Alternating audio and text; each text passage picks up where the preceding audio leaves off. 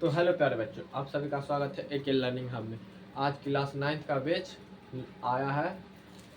9th में आज पढ़ेंगे बायोलॉजी और ऑल क्लास चलेगा। बायोलॉजी का चैप्टर 1 पढ़ाएंगे कोशिका सेल। कोशिका से जानने से पहले आज बायोलॉजी के बारे में कुछ बेसिक बातें जान लेते हैं। बायोलॉजी को दो भागों में बांटा गया है।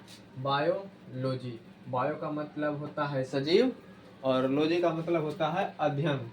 तो दोनों को मिक्स करके बनाया गया है। बायोलॉजी का मतलब हो गया सजीव का अध्ययन। और बायोलॉजी का पिता कौन है? बायोलॉजी का पिता अरस्तु को कहते हैं।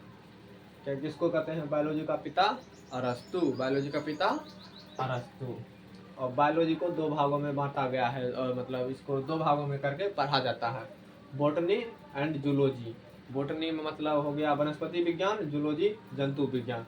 बॉटनी का मुख्य इसमें पढ़ाया जाता है पौधों के बारे में, पौधों पेड़ पौधा के बारे में, बॉटनी के बारे में, मतलब बॉटनी में पढ़ा जाता है। जूलॉजी जंतु विज्ञान, इसमें जीव के बारे में पढ़ाया जाता है।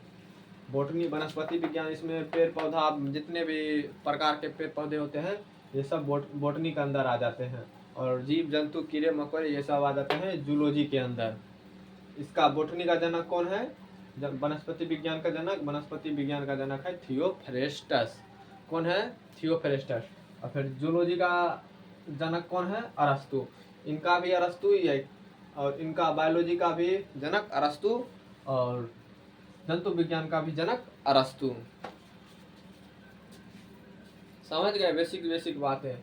ये बायोलॉजी को दो भागों में बांटा गया है, बॉटनी जूलॉजी। बॉटनी का हिंदी हो गया वनस्पति विज्ञान, जूलॉजी का हिंदी हो गया जंतु विज्ञान।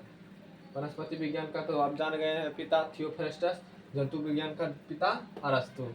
अब आइए अब कोशिका अपना चैप्टर पे चलते हैं। चैप्टर 1 है कोशिका। कोशिका क्या है? तो मतलब कि एक प्रकार का सूक्ष्म पूरा, मतलब समझे तो नग्न आंखों से नहीं दिखने वाला एक प्रकार का जीव है। इसी के कारण मनुष्य कोई भी जीव जंतु बनता है। मतलब अभी एकदम इसको नग्न आंखों से देखा नहीं जाता, माइक्रोस्कोप के द्वारा देखा जाता है। और ये कैसे जीव का मतलब ये शरीर छोटे छोटे होके इकट्ठा होके लाखों हजारों करोड़ों होके तब बॉडी पूरा बनता है। इसको कहा जाता है, इसको बोले तो जीव का संरचनात्मक एवं क्रियात्मक इकाई कहा जाता है कोशिका को। जीव का संरचनात्मक एवं क्रियात्मक इकाई कोशिका। कोशिका के खोज किसने किया था? कोशिका का खोज किया था रॉबर्ट हुक ने। कोशिका का खोज किसने किया? रॉबर्ट हुक ने 1665 ईस्वी में। और ये कैसा कोशिका था? ये तो मृत कोशिका था, कॉर्क में खोज किया था। रॉबर्ट हुक ने किया था 1665 ईस्वी में मृत कोशिका का खोज कॉर्क में।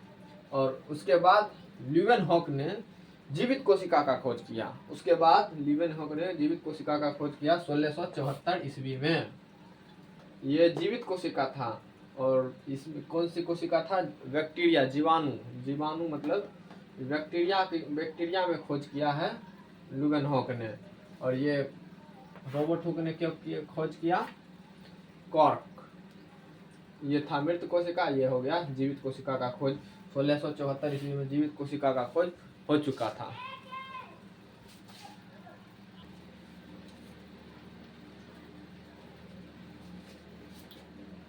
तो ल्यूवेनहॉक के बाद आया रॉबर्ट ब्राउन। उसने कहा सब केंद्रक में तो खोज कर ही रहे हैं, तो चलिए हम भी कोशिका, मतलब सब कोशिका में खोज कर ही रहे हैं तो हम भी कुछ ट्राई करते हैं। तो ये कोशिका को और जूम करते करते इसका केंद्रक खोजा। इसमें बीच के जगह को केंद्रक कहते हैं। रॉबर्ट ब्राउन ने 1831 में आया और केंद्रक का खोज किया, कोशिका में केंद्रक का खोज किया। उसके बाद ये खोज कर लिए। उसके बाद फिर से पुरकिंजो आया 1839 में। यह कहा सब तो कोशिका में खोज कर ही रहा है, हम ही कर लेते हैं। तो पुरकिंजो ने खोज किया जीव द्रव का। उसमें जो कोशिका में द्रव रहता है उसी को जीव द्रव कहा जाता है। और सब सोचे कि फिर उसके बाद आया स्लाइडेन एवं स्वान ने सोचा सब तो खोज कर ही रहा है, हम सिद्धांत दे देते हैं कि सभी जीव कोशिकाओं से मिलकर बना है। मतलब कि दुनिया में जितना भी चीज है वो सब कोशिकाओं से मिलकर बना है। और कोशिका एक कोशिका से भी मिलकर बना है, बहु कोशिका से भी मिलकर बना है। एक कोशिका से जैसे जीवाणु, विषाणु, अमीबा, ये सब एक कोशिका से मिलकर बना है। और जितना भी मतलब कि मनुष्य सब है, मनुष्य, कीड़े मकोड़े, वो सब बहु कोशिका से मिलकर बना। हम सब बहु कोशिका से मिलकर बने हैं। जीवाणु सब, ये कीड़ा मकोड़ा सब ये सब भी बहु कोशिका से मिलकर बना है। उसके बाद नॉल एवं इरस्का ने खोज किया इलेक्ट्रॉन सूक्ष्मदर्शी का। नॉल एवं इरस्का ने खोज किया इलेक्ट्रॉन सूक्ष्मदर्शी का। इससे जूमिंग बहुत ज़्यादा होता है।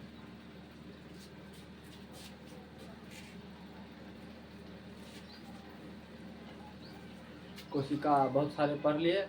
और बताइए दुनिया का सबसे बड़ा कोशिका कौन सा है? दुनिया का सबसे बड़ा कोशिका है शुतुरमुर्ग का अंडा। शुतुरमुर्ग का अंडा दुनिया का सबसे बड़ा कोशिका है। ये लगभग 2 केजी का होता है। कितना होता है? 2 केजी का।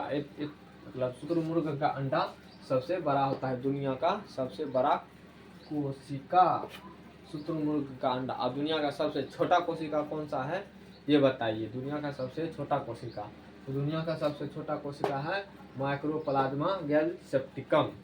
ये दुनिया का सबसे छोटा कोशिका है। और दुनिया का सबसे बड़ा, सबसे छोटा कोशिका पढ़ लिए, लेकिन अब मानव का बताइए। मानव का सबसे बड़ा कोशिका कौन सा है? जल्दी बताइए। मानव का सबसे बड़ा कोशिका, मानव का सबसे बड़ा कोशिका एवं मानव का सबसे छोटा कोशिका। मानव का सबसे छोटा कोशिका। और मानव में लंबा कोशिका भी आता है। मानव का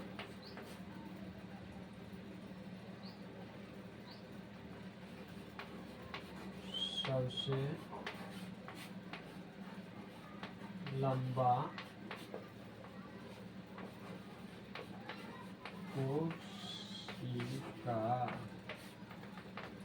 चलिए बताइए मानव का सबसे बड़ा कोशिका कौन सा है? मानव का सबसे बड़ा कोशिका है शुक्राणु। सॉरी,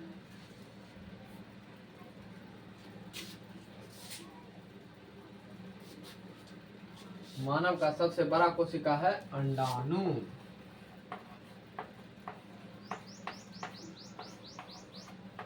मानव का सबसे बड़ा कोशिका क्या है? अंडाणु। यह किस में होता है? तो ये होता है मादा, बोले तो स्त्री में होता है। और मानव का सबसे बड़ा छोटा कोशिका कौन सा है? सबसे छोटा ये होता है शुक्राणु। मानव शरीर का सबसे छोटा कोशिका है शुक्राणु। यह पाया जाता है पुरुष में। पढ़ लिए आप? मानव का सबसे बड़ा कोशिका अंडाणु, मानव का सबसे छोटा कोशिका शुक्राणु, और मानव का सबसे लंबा कोशिका तंत्रिका कोशिका। तंत्रिका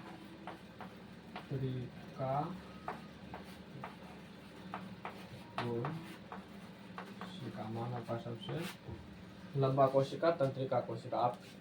अब आपको कोई डाउट नहीं रहा। आपसे कोई भी पूछेगा मानव का सबसे बड़ा कोशिका, तो वो बोल दीजिएगा आप तुरंत अंडाणु। वो किस में पाया जाता है? तो स्त्री में। और मानव का सबसे छोटा कोशिका तो शुक्राणु, वो किस में पाया जाता है?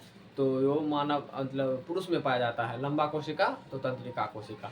और दुनिया का कोई जगह, दुनिया का सबसे छोटा कोशिका माइक्रोप्लाज्मा गैलसेप्टिकम। और दुनिया का सबसे बड़ा कोशिका वो होता है शुतुरमुर्ग का अंडा। वो लगभग कितना केजी का होता है? 2 केजी का। तो चलिए आप यहाँ तक पढ़ लिए हैं, अब आगे बढ़ते हैं। रुकिए, इसको मिटाते हैं।